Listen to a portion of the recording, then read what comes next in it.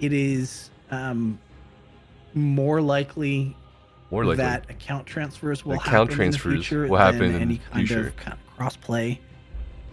That's crazy, bro. Cross-save, let's go!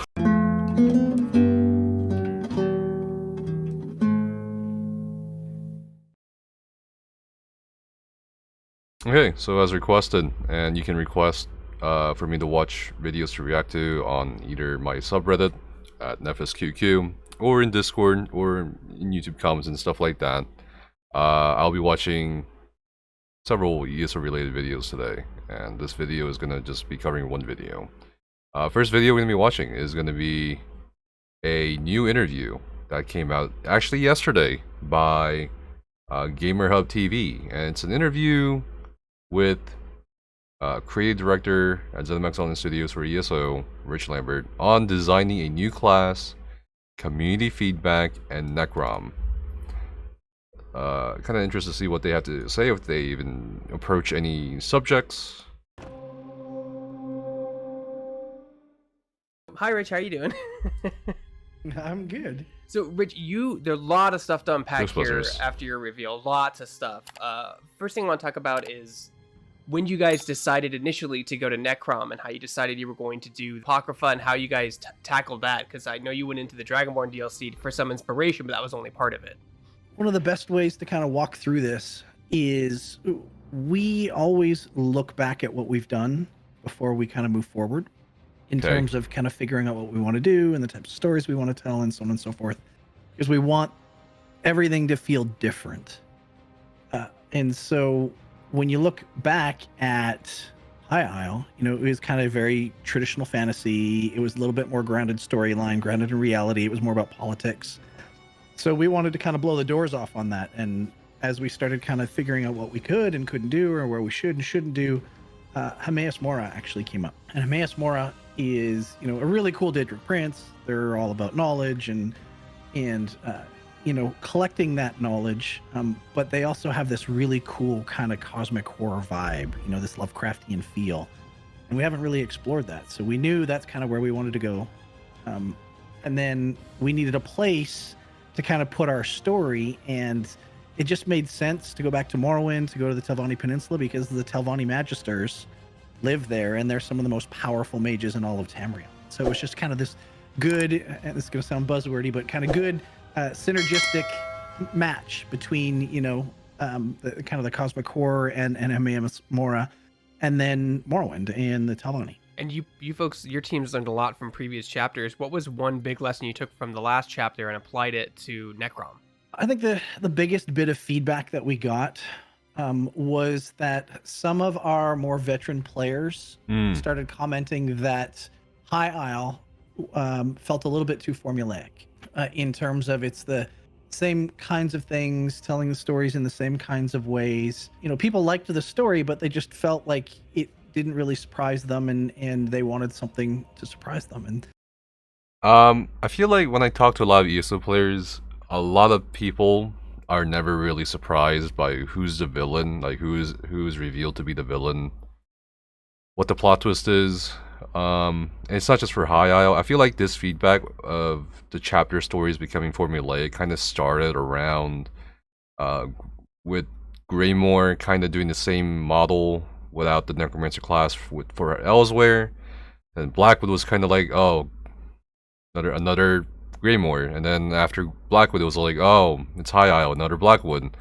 So yeah, I would agree that is one of the biggest pieces of feedback they should look at. Like, is it formulaic? Absolutely. It's also, I think, the way some of the story is written, or some of the lore is written nowadays too, that tries to mold itself into the formula.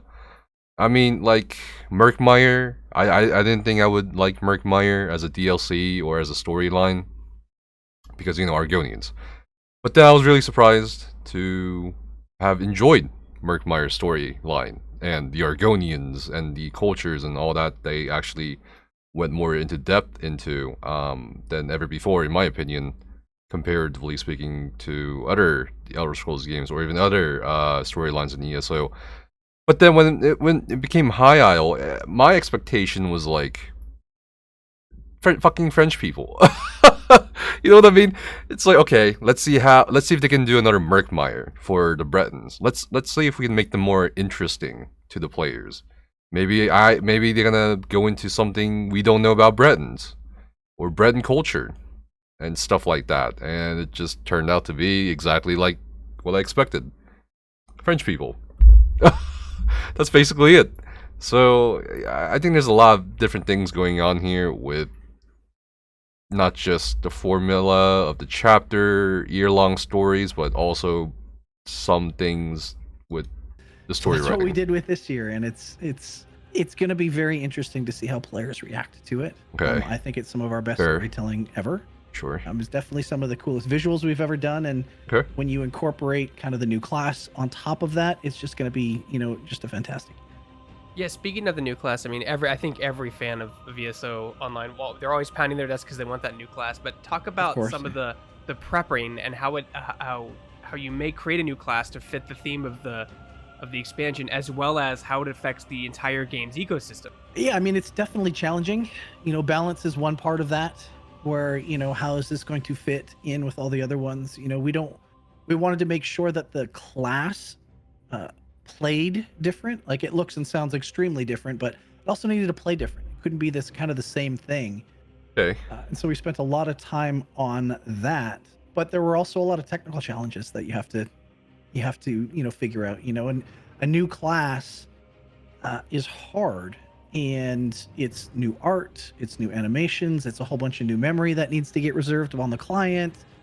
So it was a lot of work kind of under the hood that the engineering staff had to do for a long time. It took them, about a year to really dig into that and get us the ability to do this safely. And so, it was an interesting challenge to do kind of both things at the same time for this class. Now, yeah, I can understand that, considering they've said in the past multiple times that, one of the reasons why they can't do a lot of things is because of memory for the game, memory for the client, but also when it comes to hardware issues, especially where the older generation console is still being supported. I don't know. I was really surprised that it was a new class this year. I think everybody was, because we've been hearing that for at least a couple years now with the technical limitations of ESO. To have a new class suddenly, it was definitely a surprise. Like, I did not. I was expecting a class next year, not this year. But looks like, based on what he said, the timeline was 3 years of development. So the first year, the engineers had to figure out what the technical limitations were, and then they had to plan this 2 years in advance, right? Because that's what Finn told us on the ESOU podcast, that they typically plan things 2 years in advance for content and stuff like that. So they had this class kind of in mind, I guess, around 2020.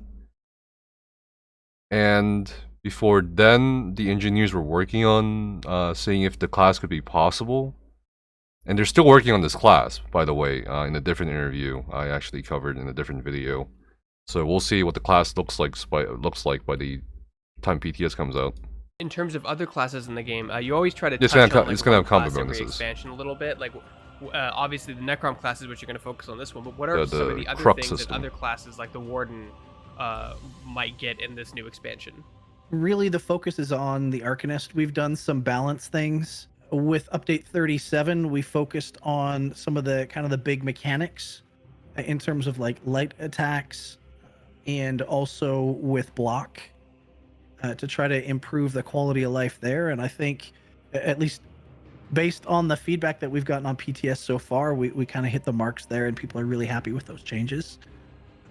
So, we'll continue. I think people are happy with how a lot of the changes they wanted weren't just combat related. I think some of the combat changes were a little debatable. I think a lot of people felt that this time around the patch notes were less condescending in tone. Hit the pain points of quality of life, hit the pain points of crafting, hit the pain points of certain skills and stuff like that. Bug fixes that people have wanted for a while, all that kind of stuff. I hope they can keep it up. That's really all I'm going to say on that one. I think update 37 to monitor that stuff. 38. We do have some balanced things, but probably they're going to focus entirely on the class. It's a never-ending cycle, right? Hey, we write a new class, great, but what about my class, right? Every expansion. Okay. And you read the forums and people are like, just delete this class; it's completely unplayable. And you see that feedback for every single class in the game, and it's which class would you which class would that be? Oh my god. Like, I'm pretty sure we don't have to delete every class in the game. Like, they're all valid. So it's, I get there's passion there, right? And there's people that, feel strongly about certain things, but there's also a lot of hyperbole out there as well. Mm-hmm. You're kind of cryptic in your overall roadmap, right? You say new game system. Like, what does that mean? Does that mean new profession? Does that mean new mechanics for certain other characters? Like, what does that mean? That's very cryptic. I like it. It can mean anything. What? Anything is possible. Like, it could literally mean anything. But the ultimate goal is something that's a little bit more systemic, something that gives players a little bit more to kind of dig into. With the quests are fantastic. God, please, not Antiquities 2.0. We're never going to stop doing that. But for a lot of players, it's kind of one and done. You go and you do it once, and then you don't do it again, unless you play alts or you have some other reasons to maybe go and look at some of the choices. So for that kind of fourth quarter update, we want to get something that's a little bit more systemic in there. So I teased kind of dungeon runner with a friend in the global reveal, which I won't talk about at this point. Two-man endless dungeon settle in, but those kinds of things, those systemic type things.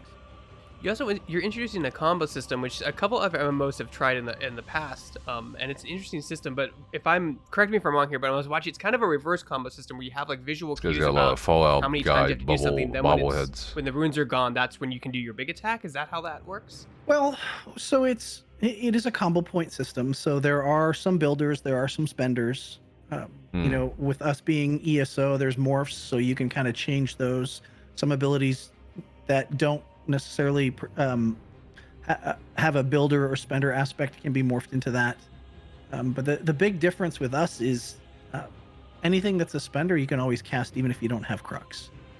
Okay. So what the Crux does, or the combo points do, is they add potential functionality to the ability. So they could add a little bit more damage in the case of a damage ability, or reduce the cost.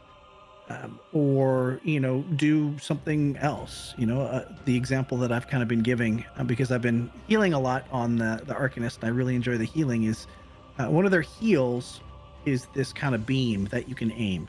So you're targeting people with this beam. We saw this in the previous interview, the beam thing, which is fun by itself. But when you morph it to be a spender, not only does it heal, but it also returns stamina and magicka back to the person that you're healing. So that's just kind of one example of it, but there's lots of abilities that kind of fall into that. And one of the reasons we went with kind of this system is we wanted the class mechanically to play different and feel different for our veterans, but it's not a hard combo system, so that newer players can get in and just use the abilities. And you can always cast this ability even if it's a spender. It'll just do something different if you do have the Crux. Can you talk about the aesthetic design of that system? Because you're very visual and cues with this game. A lot of people look at like a bar, or they look at like a gauge that has like a 1, 2, 3, whatever. They have like numbers, right? But you're very immersive in your world and in your combat. Can you talk about how you developed that combo point system, maintaining that illusion of like, they'll have to look at a bar being like, oh, I have 4 exactly in the bottom right hand corner, and this is where I'm stacked. It's actually on the character itself, correct? It is, and that's something that's kind of been one of our biggest pillars. It's just easier, I feel like. We want you to play the game and not the UI. What? And we've kind of slowly relaxed that over time, and we've added more things to help those players that like to, have the UI help remind them, in terms of ability timers. I don't think you can get away from the UI of ESO. I don't know about that one. That's and things like that, but it's still a huge part of kind of our DNA. And so with the class, we wanted to make sure that you could see when you have generated Crux. And there are essentially these little kind of triangle thingies that float around the character. And then when you spend Crux, those little indicators that are floating around you go away. So it's really easy to tell when you have them, when you don't. And that helps into just learning when and how to generate and spend them, and when's the best time to potentially use that heal that returns resources, right? You probably want to save that and use that when you have 3 crux generated instead of none or 1. No, I'm curious because you can play your game in third person or first person. If you're in first person, how do you see the crux, and was that a challenge? It has certainly been a challenge. That's something that we've talked a lot about in terms of that's where the UI comes in. Ensure that the animations and all of the effects work in first person. We're still going through that stuff, but we've got some pretty good ideas. Okay. That's awesome. And previously you released Archaeology and your card game in the world of One Tamriel. Archaeology. You talk about like what's it been like seeing players do that up until this point, and what you've learned from it to improve it moving forward. So with Tales of Tribute, we weren't. I mean, we knew it was a good game, and we knew we were really excited about it because we were holding tournaments internally, and we've never done that with anything we've ever done up to that point. So it was good to see that players embraced it. They really enjoy it. They did, and given us tons of feedback over this past year of what they'd like to see. The retainment is a different issue. Cards they would like to see tuned or tweaked, and so we've done a lot of that over time. We've added a lot of kind of quality of life improvements to the card game, and we've also added new decks. And so we're going to continue to do that. We have a new deck coming in the chapter as part of confirmed. Tales of Tribute, and yeah, as long as players are enjoying playing that and want more stuff, we'll continue to support it. Yeah, it's the antiquity system in general is something that players really dig on. No pun intended there. Where they just they love the exploration aspect. That's one of the big bits that we get from all of our players is they love the stories and they love to explore, and that's what Antiquities really is a part of is going through and discovering new lore and getting cool items and tchotchkes and furnishings and things like that. So pretty much every update we've added more Antiquities, especially at the chapter level. We've added a bunch. So yeah, that's another one of the systems that we continue to support and add to. Apologies, I called it Archaeology. That's the WoW in me coming out. I'm sorry. No, I get it. Yeah, I get it. So, and then the last question I have for me before I get into the community questions is the one I always have to ask you, Rich, every time. So, any plans for cross progression and or crossplay? That's or a good question. Transfer in the future. That's a good question. I mean, it's going to be the same answer. Cross save, cross play. I think cross save it would be like the most possible one. Cross play, hell no. Cross save, yeah, sure, maybe. I could see that, but crossplay, no fucking way, bro. No fucking way. It's a huge technical thing. I think it is more likely that account transfers will happen in the future than any kind of play type thing, just because of those technical challenges. What? Hold up. Did I just call that? Hold up. What the hell did you just say? Hold on. I think it is more likely that account transfers will happen in the future than any kind of cross-play. That's crazy, bro. Cross-save, let's go. It's a huge undertaking. We made a lot of decisions back in 2007 that we probably wish we didn't. We're a lot smarter now. Okay. Fair. But yeah, it's a huge undertaking. Perfect. And when does Necrom come out? When can people experience this new expansion? Yo, that's huge though. If they can pull that off. The first or second, I think it's June 6th on PC. Becca might be able to help me with that, and then it's 2 weeks later on console. Right, because you got to make sure you get all the things nice and finely tuned for certain. That's right. That is right. No, it is important that it really is. I'm gonna read you the community questions after this, but yeah, you're right. I just like asking that question because I think it needs to be hammered in people's heads how difficult it is to do that. It's expected now, but in 2007, what was crossplay? Right, and I mean, even it's expected now, and I'm saying that in air quotes, but first parties don't like each other. They don't like working with each other. It's a hard thing to do, and they all have their own things, and navigating that is difficult. Xbox and PlayStation. If you're Microsoft and Sony going at each other's throats, bro. Kind of the big dog on there, you can force it. your way through, kind of like what Fortnite did. Yeah. But it's still a challenge to get through. It's an I industry know thing. for crossplay on Sure. console right now, like Sony and Xbox refuse to have their logo shown on the console side. Yeah. So you see a controller instead, because they're like, you can't have our logo on that system. They're vicious. Weird. Right. Oh, yeah. We can watch the community one. ESO creative director answers community questions. Which community? Okay. Which By community? Taunts.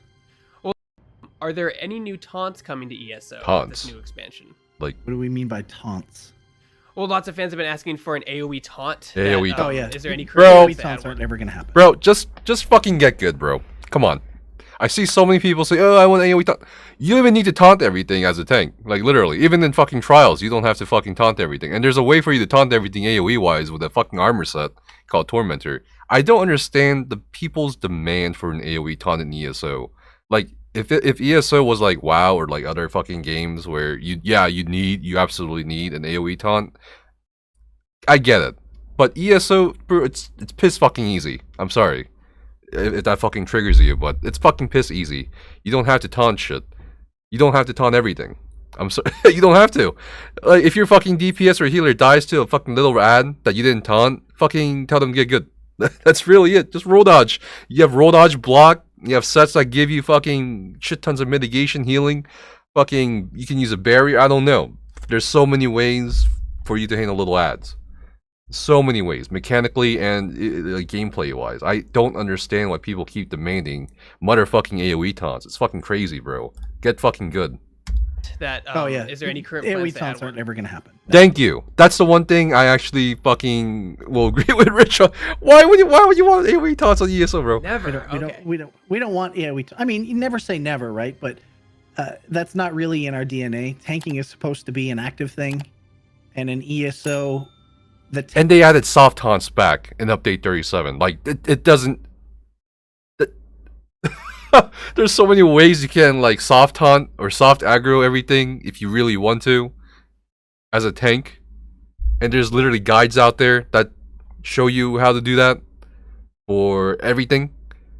So I don't understand. I agree with Rich on this one. Job I'm sorry. Isn't necessarily to grab every single monster. It's job not is necessary. to grab the one that is going to kill everybody. Yeah, get and the then elites. as they have time, pick up the other one. Will we see multiple Daedric princes making an appearance in this new expansion? I mean, all I can say to that is you're going to have to jump in and see. I don't know. Maybe. I'm not going to spoil stories. Is there going to be a level cap increase to player or level CP? cap increase? Level cap increase to what? 7,200 CP? yo. All right, guys. I'm going back into Black Rose Prison and grind again. That'd be crazy. And if so, how much are you raising that CP? I mean, CP, the cap is 3,600. Come on. Really... What is this question? Who the fuck? Okay, first, I don't know what community this was that asked these fucking questions. Number two, how are you gonna raise 3,600 CP, bro? A reason to go any higher than that? Like, there's very few people that are at 3,600. In terms of gear, like...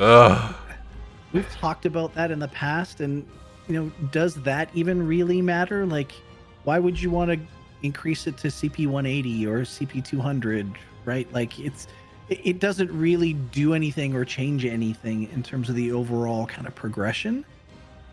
So we don't really see a need to do any of that. We may add more things to spend CP on in the Okay. Yeah, that's better. That's better than fucking saying, yeah, guys, let's raise the 3,600 CP cap to 7,200. Be increasing that cap anytime soon.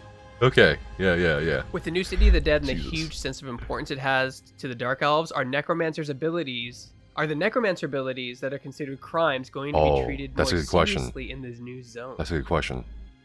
I mean, that's going to be one of those... That's a really cool question, by the way. But that's going to be one of those things where just kind of jump in and play and see for yourself. Okay. All right. Are we going to see some armor set designs based on Apocrypha? Probably. Yes. I'll leave it at that. There's some really freaking cool ones. Cool. Are we going to see any exclusive quest for vampires with the Dusk Sabers? That's going to be one of those things that, again, jump in and play and see, right? Like, I don't want to spoil stuff. for the new ability Apocrypha Gates, can the whole team use the portals or just you? That's a good I've been wanting to like ask that too. One of the things we're testing and playing with right now. I mean, there's right now, yes. But one of the things we do in terms of our testing is right now we're looking for ways players can abuse and break this. Okay. And one of the things we definitely don't want to do is have any kind of like pre-buffing where you can do things, get yourself buffed up before you go into combat and then jump into combat and, you know, have this either crazy alpha strike or crazy, you know, like we had kind of pre-buffing in the game before and it was terrible because... All right. I'm just going to say this right now. Pre-buffing meta was hilarious as shit. Was it terrible to execute perfectly? If you're on a really sweaty raid team, yeah. Was it fun? Yeah. Was it hilarious? Yeah, absolutely. It was hilarious. You had people in the line for our cases and shit, you know. A lot of people would, you know, go out of their way to build these crazy pre-buff sets and then swap all their gear out really quick and then get into combat, and it was just a terrible experience. So. Well, that's what we're looking for. We're looking for those kind of loopholes right now in our. How would you pre-buff portals? Like just. Any other details on update 40? Like, is this specifically? So it looks like he did say yes that the entire group can use the those Arcanist portals. So interesting, at least for the time being in development. I mean, you're gonna have to wait and see on that kind of stuff, but there's lots of quality of life improvements planned and coming. I let a few of them slip. If you go back and really listen hard. So we're trying to do our best to not only improve the overall stability and polish of the game, but make players' lives easier. Necrom is not only for brand new players, it's also for veteran players and existing players, and there's kind of something for everybody. Cool. We've got some a really cool 12-player trial, Insanity's Edge. Oh, is this a trial? No. And I say this all the time, but the team took a lot of feedback from Dreadsail Reef, you know, which players really enjoyed, and they took a lot of feedback and kind of one-upped themselves in this trial. So our vets, they're really going to dig what Sanity's Edge is and what they have planned for them. I do want to, because I do have you for... Okay, Sanity's Edge. Interesting. I wonder if they took the feedback that was also like, you know, maybe tone it down a little bit for the hard modes, because there aren't, like, it just keeps getting more and more inaccessible with each new trial. Well, not with each new trial, excuse me. With Rockgrove, it was like, okay. And then with DSR, you just got a lot less hard mode clears in general. I think it's okay if trial hard mode difficulty ended up somewhere between Rockgrove and Kynes.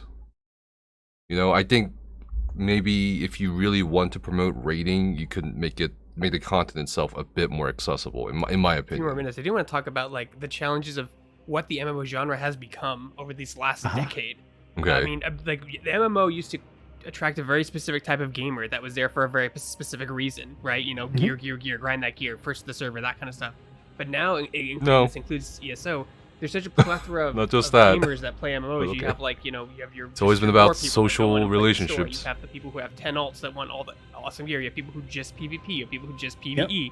You have people that just want to do the professions and nothing else. They want to play economy sim. What are the challenges? And I ask you this every expansion because I think it's you learn every expansion to make sure you cover the gamut so that every genre of player has a little bit of piece that they can enjoy of the pie.